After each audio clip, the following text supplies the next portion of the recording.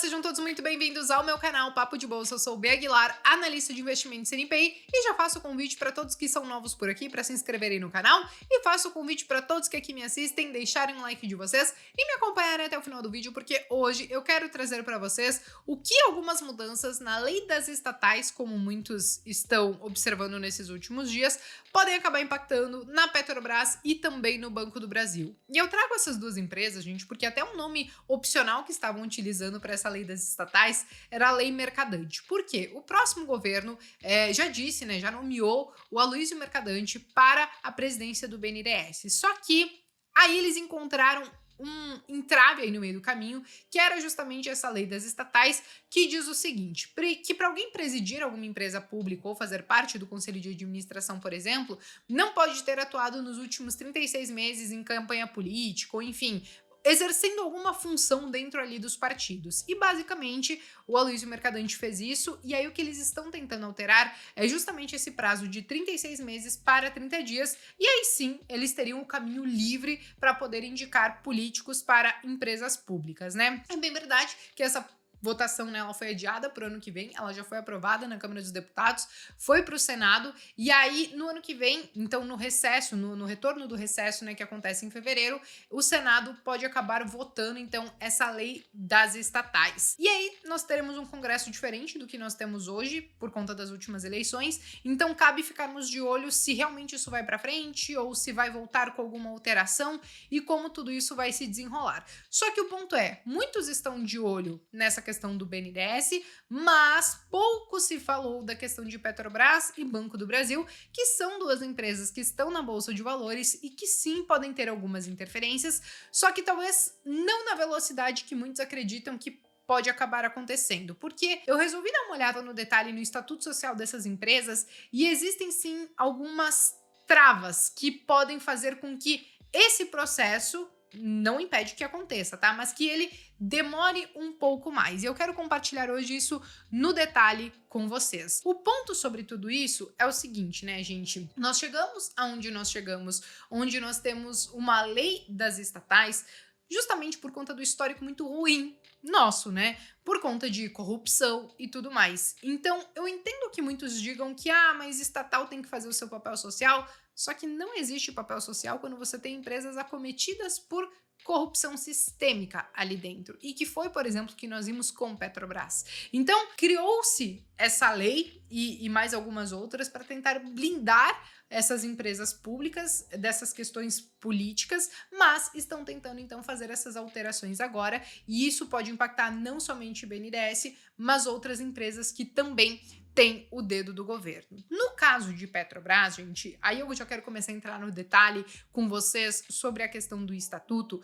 É muito importante nós entendermos que vai governo e vem governo, todos tiveram, em grau maior ou menor, algum tipo de interferência. Seja trocando o presidente dessas companhias, isso é a coisa mais comum que a gente viu em todos os governos, ou seja, por exemplo, querendo mudar uma política de preços, que foi o que o Michel Temer fez com a Petrobras em 2017 e que, inclusive, acabou ajudando muito a tirar ela do limbo depois de toda aquela questão de corrupção que acabou quase que destruindo a empresa, né? De qualquer maneira, se eles quiserem fazer essas alterações, e que muito provavelmente eles vão, existem alguns pré-requisitos que precisam ser cumpridos. Então, por exemplo, se eles quiserem indicar alguém ou trocar a presidência da Petrobras, então existem alguns requisitos mínimos, e aí existem aqueles básicos, né, de notório conhecimento em relação à função que vai acabar exercendo, formação acadêmica compatível, então, para o cargo indicado, reputação ilibada, tudo isso todas as empresas acabam exigindo. No caso de Petrobras, a pessoa ela também vai ter que cumprir uma experiência mínima profissional conforme essas que estão listadas aqui para vocês. 10 anos, né, no setor público ou privado na mesma área de atuação da Petrobras, 4 anos em cargo de diretoria ou até mesmo como conselheiro de administração no setor ou em alguma área que esteja ligada à Petrobras e por aí vai. Então, para você começar a trocar as pessoas lá dentro, você precisa olhar para o estatuto social. E o estatuto social, ele não acaba por aí, com essas exigências, né, do que a pessoa precisa ter. Existe também, e aí muito em conformidade com a lei das estatais, e aí a Petrobras fez essa alteração no estatuto, esse daqui, se eu não me engano, é de 2020, e aí eles colocaram o quê? Que uma pessoa que tiver atuado nos últimos 36 meses, né, na realização ou estruturação de campanha eleitoral, ou enfim, tenha tido alguma participação decisória ali em partidos políticos ou que tenha exercido cargo em organização sindical, não poderá assumir cargos ali dentro da Petrobras, seja na parte do conselho, seja na parte ali de diretoria e por aí vai. Então, existem essas exigências que já colocam algumas traves onde, mesmo que você tenha alguma alteração na lei das estatais, você ainda tem o estatuto que você precisa cumprir. E sim, é bem verdade que o governo pode acabar encontrando uma pessoa que cumpra esses requisitos, que seja muito bem articulada e que ela consiga, inclusive, ser aprovada ali, porque tudo isso tem que ser aprovado em assembleia, pelo conselho, pelos acionistas, e aí depois disso começar a fazer as mudanças dentro da companhia. E uma das mudanças que talvez mais preocupam o mercado e os investidores é justamente a questão da política de preços. E aí, dentro do próprio estatuto, existe um parágrafo muito interessante sobre essa questão da política de preços que tenta embarrear um pouco essa questão de querer fazer alguma alteração. Por quê? Olha só o que está escrito. Na hipótese de não respeitar as condições de mercado adequadas ao setor privado em que atue, a Petrobras garantirá a compensação a cada exercício social da companhia pela diferença entre as condições de mercado e o resultado operacional ou retorno econômico da obrigação assumida. Ou seja, esse parágrafo aqui, ele diz pra gente o seguinte, que se o governo quiser que a Petrobras pratique preços abaixo do que o mercado privado, as empresas privadas estão praticando, então precisará existir algum tipo de compensação, e aí óbvio que vai acabar partindo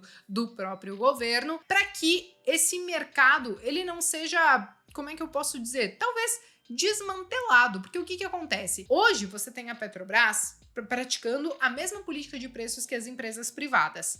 Só que se em algum momento chegar o governo e falar, não, ó, você não vai mais usar a paridade internacional, o preço do seu combustível tem que ser assim, assim, assado, e aí por conta disso você vai conseguir vender combustível, sei lá, 40% mais barato. Tô só chutando um valor, tá? O que acontece? A concorrência dificilmente vai conseguir dar conta de tentar desbancar uma Petrobras e tal, porque existem custos e elas não têm o subsídio, por exemplo, que a Petrobras tem por conta do governo, e aí no final das contas você mata a concorrência de vez. E vale lembrar que a Petrobras, ela não detém o monopólio desde 97, apesar de deter a maior fatia do mercado. Ainda assim, existe essa possibilidade de hoje você ter uma concorrência. Ela é pequena, detém uma pequena fatia do mercado, mas muito também por conta de toda essa insegurança, né? De talvez chegar um governo e falar assim, poxa, agora nós vamos fazer e forçar a Petrobras a cobrar o combustível assim, assim, assado, e aí a concorrência simplesmente fica meio que a ver navios, não tem como competir, porque eles não têm o papai Estado para dar esses subsídios, né? Então, existe todos esses entraves que, sim, podem acabar acontecendo algumas alterações em relação a isso, mas tudo isso já tem algumas limitações dentro do estatuto. É bem verdade, e aí eu volto a dizer para vocês, que se eles trocarem as pessoas ali dentro e elas forem articuladas o suficiente, inclusive para talvez mudar esse estatuto social e querer mudar algumas outras leis, influenciar na mudança de algumas outras leis, tudo isso pode acabar acontecendo, mas talvez não na velocidade que muitos estão esperando que aconteça. Não é para o curtíssimo prazo, tanto que muitos estimam que talvez em 2023 a gente ainda não consiga ver grandes alterações dentro dessas companhias, mas vamos ficar de olho, né? Já na questão do Banco do Brasil, gente, o Banco do Brasil, ele também sempre sofreu interferências, mas é diferente, tá? Banco do Brasil, pelo simples fato de ser banco e um banco aqui no Brasil, inclusive, ele sempre teve um modus operandi muito bonitinho, direitinho, sempre conseguiu trabalhar com bons spreads bancários e conseguiu ser lucrativo na maior parte do tempo. As principais interferências que a gente acaba vendo dos governos é justamente nessa troca das pessoas, né? De presidente, de diretores, de, enfim, conselho administrativo, É aí que a gente começa a ver as principais interferências. Mas nós podemos ter, e aí, não, pelo que eu dei uma olhada no estatuto, não tem nada que barre isso por hora, pelo que eu vi. Nós podemos ter interferências como nós tivemos, por exemplo, no governo Dilma, onde ela pressionou o Caixa Econômica e Banco do Brasil para cobrarem taxas de juros menores do que o que os bancos privados estavam cobrando.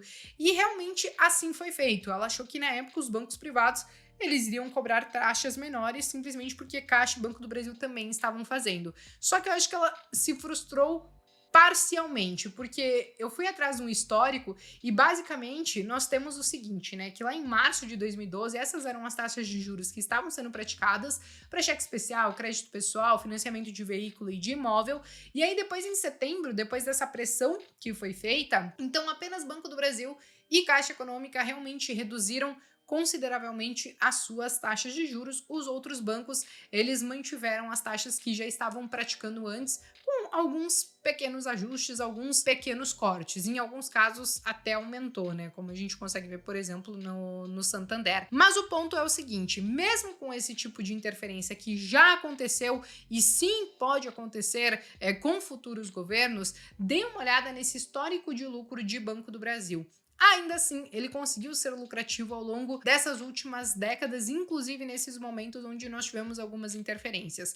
Isso porque, como eu trouxe para vocês, os bancos aqui no Brasil, eles operam com um spread muito interessante. E lá na época da Dilma, em alguns momentos, esses spreads chegaram a mais de 18, 20%. Hoje, os últimos resultados que eu trouxe para vocês, esses spreads estavam em 9, 10, 11%, né? Então, estão ainda um pouco menores. E talvez até por isso que muitos digam, né, que olha, foi no governo do PT que os bancos mais lucraram. Sim, tinham spreads muito grandes, né? E aí, enfim, como eu trouxe para vocês, Banco do Brasil, apesar de todas essas interferências, acaba sofrendo menos que a Petrobras, mas ainda assim pode sofrer essas interferências. O que me faz fazer o quê, né, gente? Banco do Brasil é a única empresa, é a única estatal que eu tenho hoje na carteira que tem o dedinho do governo. Petrobras, eu acabo não me aventurando, eu acho que as mudanças que podem ser feitas lá dentro impactam muito mais as empresas do que as interferências que, pelo menos até hoje, nós vimos do Banco do Brasil. É claro que às vezes podem fazer algo que